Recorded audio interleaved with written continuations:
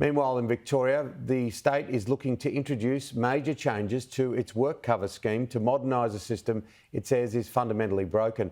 Businesses will need to pay more in premiums to address financial blowouts. Victoria's WorkCover system is in desperate need of work. WorkCover, by Premier Andrew's own admission, is broken. And it's broken because Labor broke it. The state government has injected $1.3 billion to help stabilise the scheme. Looking to save money ahead of next week's budget, it wants businesses to pay more.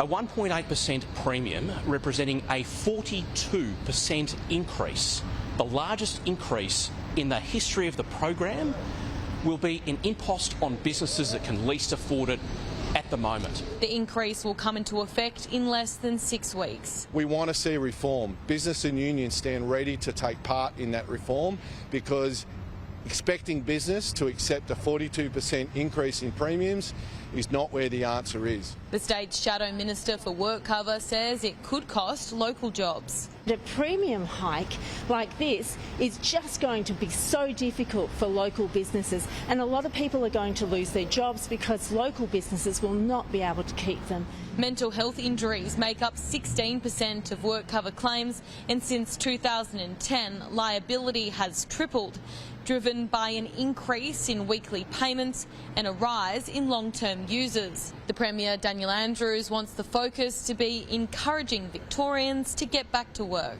Getting people back to work rather than having people on benefits for years and years, we will see the scheme absolutely financially viable. In fact, it will have more money than it needs. Proposed reforms include removing those who experience stress and burnout from being able to receive weekly payments, and introducing a whole person impairment test to assess the condition of people who are on WorkCover for 130 weeks. We want to see injured workers get back to work as fast as possible, but we think denying workers access to the scheme is the wrong way to go. There will also be a push for early mental health intervention. If you care right up front and look after people in those first few weeks, we can do way better.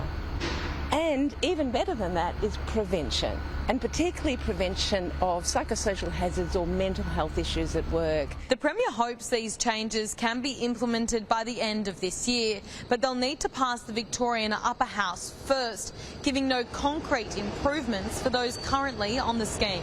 Reform looks much more detailed and much more complicated at that. The changes to the scheme will be reviewed in 3 years. Holly Edwards-Smith for Sky News in Melbourne.